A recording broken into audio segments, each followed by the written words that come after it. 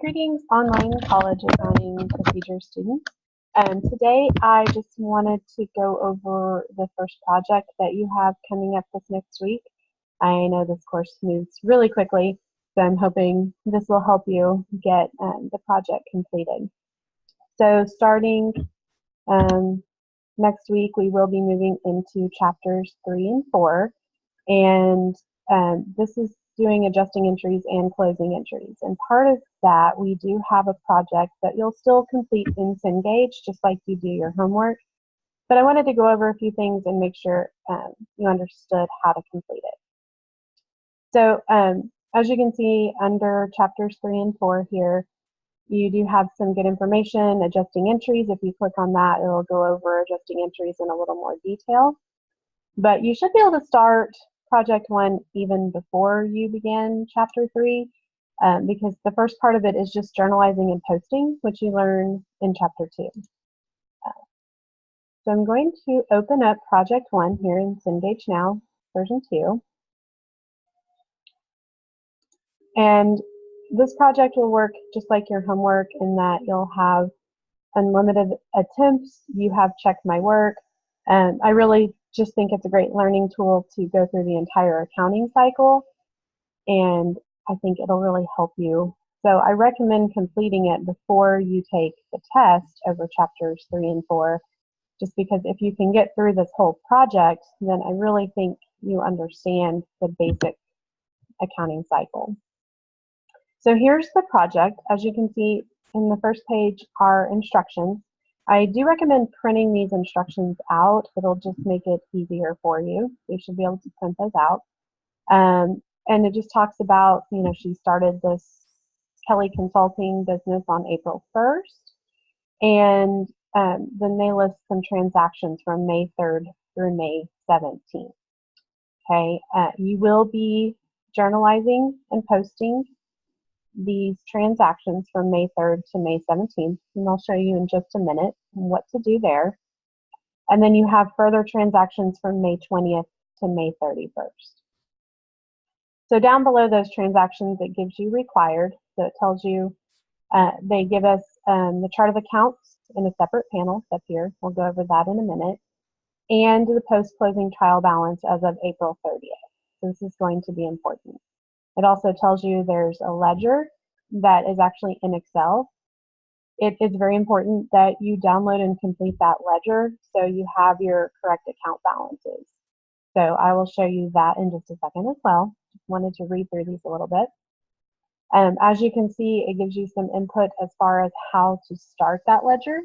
You will need to use this post-closing trial balance that it talks about, which I'll show you in a minute, to set up your ledger so all of your balances are correct. Then after you've set up your ledger, which I'll show you how to do in just a minute, you're going to journalize those May transactions starting on page 5 of the journal. There's a journal tab. And you'll go refer to your chart of accounts. You might want to print that off as well. So you'll post the journal entries from May, pages 5 and 6 of the journal. When you're done, when you've journalized and posted both of those pages, you are going to prepare an unadjusted trial balance, which is done right here. When you're finished there, that's when you'll come in here and do step 4, which is the adjusting entries. So through step 3, you can complete once you've finished chapter 2. Step 4, 5, and 6 are going to be your information from chapter 3, your adjusting entries. So you can watch my practice video for chapter 3 that I have out on Canvas and complete chapter 3 homework, and then come in and finish up this project. And then your last step, step 7 here, is prepare an adjusted trial balance. So on step 5, the optional, again, that's optional. You do not need to do that, but you will need to do step 4, 6, and 7 after completing chapter 3. So here's the post-closing trial balance that they give you. So these are the account balances at the end of April. So these are technically May 1st account balances that we will need to put into the ledger to establish our ledger accounts. And then we'll journalize and post from there. So increasing and decreasing these accounts as we go. Okay, so that's all the instructions. Your chart of accounts, you click on that tab. Here's all the accounts that are used in the company. So you might, again, want to print that out so you don't have to scroll back and forth. If you click on the Journal tab, it gives you pages 5 through 8 of the journal. Resize this a little bit. So here's where you will actually come in and off of that instructions page, journalize each of the May transactions. Okay. If I click on the Ledger tab, notice it wants us to download an Excel file. You don't have to be super comfortable in Excel. You just need to download the file and use it. So hopefully you'll feel comfortable doing that. When I open this up, I'll click Enable Editing to get it to open completely. The first tab that it opens to is that optional end of period spreadsheet. You do not have to complete this. So I'm going to come down here and click on the Ledger tab. I'll scroll all the way up. As you can see, it has already set up the ledger for you as far as the cash account, account number 11. Here's where you're going to put in all of your increases and decreases from your journal posts, your journal transactions, okay? So when you set up this ledger, the very most important thing you do is if you've printed those instructions, you're going to go off of this post-closing trial balance, and before you journalize and post anything for May, you're going to put these in as May 1st balances in your ledger. So for example, here, cash is $22,100. So I'm going to put May 1st, put balance under item, just an X or whatever in the post reference is fine. And then out under balance, $22,100. As you can see, I just typed in the number and it'll format it for you. So the most important thing, you're not going to submit this ledger to Cengage, so it's really for you to keep track. So don't worry if it's not perfect or pretty, but it's important to put the date and your debit and credit accounts. So cash has a beginning debit of $22,100, and then I would just keep going. Of course, it's easier if you print it. Accounts receivable, $3,400 debit. So I would do the same thing. And you would do this for all of the accounts listed here on the post-closing trial balance. So anything that has a balance, make sure you put that into your ledger. Okay. And then again, you're referencing, you're starting, once you've established that ledger and set it up, it's always good to save it. So, you know, do a file, save as, save it wherever you would like, you know, with your name. And you can always submit this to me if you run into questions or problems. I can look over your ledger. So I saved that. And then I'm going to come in and start journalizing. So May 3rd, received cash from clients as an advance payment for services to be provided and recorded it as unearned fees of $4,500. Well, we received cash, so we know cash is increasing, and then they told us it's an advance payment to record it as unearned fees. So again, you can always check your chart of accounts. We're dealing with cash here, and then the liability unearned fees. So on my journal, I would type in May 3rd. I forgot what the date was. 2018. So May 3rd, 2018. As you can see, it turns red if it's incorrect. I would put in cash. I'm not putting in my post reference yet. And that was a debit of $4,500. Again, you don't have to put in the formatting. The credit is unearned fees. Credit $4,500. Okay. So it's showing my accounting equation is in balance. I have my debit and my credit. So as you go through and journalize, in the real world, you would skip a line between transactions, but in here, you're not going to skip lines. So for the next one, May 5th, I would truly just start over May 5th. And as you can see, I don't even have to put in the year. I'd list my debit amount. On the second line, my credit and my credit amount. So as you go through and journalize, some things to remember that you learned in chapter 2, you always list your debit account before your credit account. You may have more than one debit or more than one credit, but total debits in the transaction need to equal total credits. So keep that in mind. And if you type something wrong, if it's just a misspelled word, it will turn red. So you'll know to fix that. Otherwise, the one thing I will kind of give you heads up on, this does have check my work, but you have to complete the journalizing first. So you have to journalize all of May's transactions before check my work will actually work. You will need your post references. So however you want to go about that, if you want to journalize the transaction and then post it to your ledger, that's fine. So here we have cash of 4,500. So I'm coming in here to cash. That was May 3rd. And that was journal page 5. And a debit of 4,500. And then I just need to keep my running balance. So I put in my debit of 4,500 on May 3rd. So my new balance is what? 26,600. Okay. So there I have posted that to the ledger, and this is cash account number 11. So for my post reference here, I'll put that account number in. And then I would do the same thing for unearned fees. I don't have that ledger account set up, but once I did, I would post it to my ledger and then come back and put the account number as the post reference.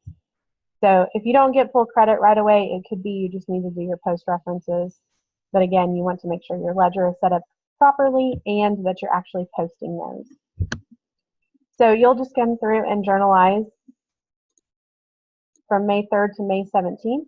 We'll go on journal page 5, and here it is right here.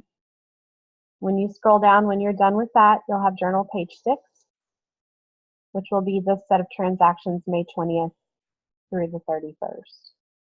Okay, so that'll be your first step after setting up your ledger, is to journalize those transactions and then post them. Once you've done all of your journal entries, that's when you can come in and do your unadjusted trial balance. When I click on it, they've already got the header set up for you. So you're just putting your ending balances in that should come from your ledger. So once I've journalized and posted, I'll have several transactions here for cash, and I've kept a running balance, as I've added and subtracted debits and credits. So whatever my ending debit balance is here, I'll put under debits here. I'll do that for all of my accounts. So all of my assets should have debit balances, my liabilities should have credit balances, and so forth. And then you'll just add up total debits and make sure it matches total credits. Okay. Once you've done that, you'll be ready to move on to journal page 7 in your instructions, which will be your adjustments. So again, this is from chapter 3. So you may have to check your unadjusted trial balance to find out how much insurance you had total, or supplies or anything like that. In this case, it just tells you how much insurance actually expired. But as you can see on the second one, supplies on hand are 715, so you have to figure out how many supplies were actually used in the month. So you'll journalize and post those adjustments on page 7 of your journal. And then you'll make sure and post those to your ledger as well. And then from there, you'll be able to do your adjusted trial balance. Okay, so this will be after the adjustments. Same process as your unadjusted. Okay, so again, you can use Check My Work. It will tell you, somewhere it tells me, all transactions must be entered before you will receive Check My Work feedback. So, but I kind of see I did get some points. I must have done something for them. So after each page, you should be able to do a Check My Work. You can use the email instructor if you run into problems, so I can help you. And so I can help you via email, or we can set up a Zoom meeting online and kind of look at it and talk it through together, where I can pull up your work. And that will be project 1. So, give yourself some time to complete that. And then again, if you get stuck at any time or something doesn't balance, something's not right, I know this is a very condensed amount of time we have in this class, so please, please, please email me, call me, whatever you need to do. I will help you get through it, figure it out, fix it, whatever we need to do. So don't get stuck and stay stuck. Just email me. I'll get back with you as soon as I can, and we'll get you through it. Okay. So this project is required, and it is worth 100 points, so it is important. Go back on Canvas here for a second.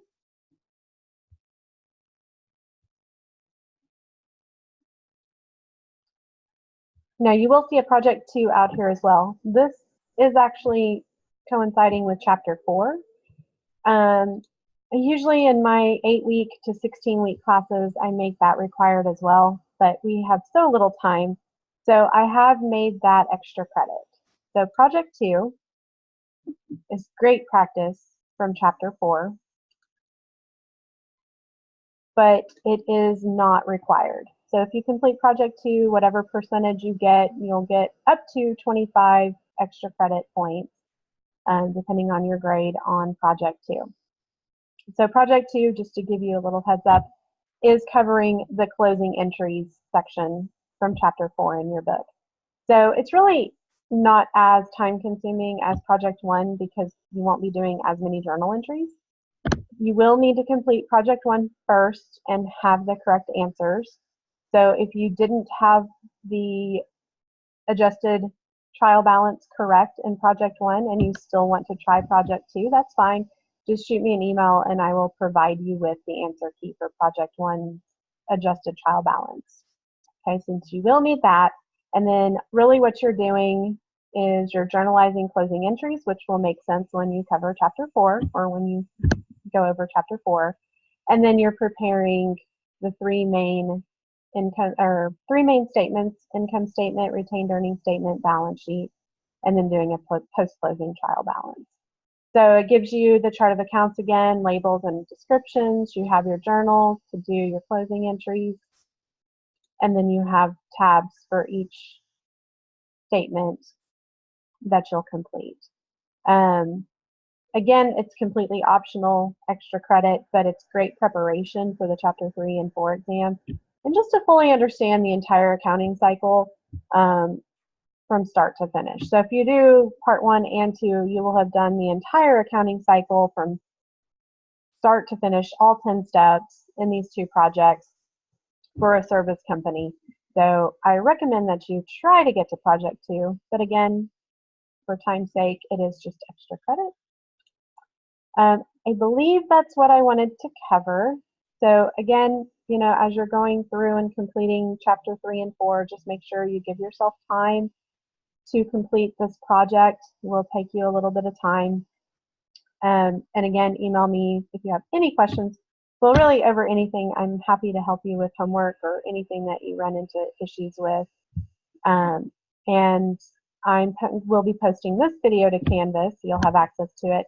And I'll also be posting for chapters 3 and 4 some example homework videos that I've done in class with my face-to-face students. So that way you'll kind of get a mini lecture if you want to watch it and follow along.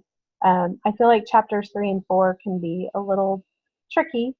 So I highly recommend you checking out the supplemental information and watching the videos and then letting me know if you have any questions. So great work so far. I know you guys, I've seen several of you are working hard and getting chapters completed and working ahead. So that's wonderful. So I'll try to stay ahead and post things for you that I think might be helpful.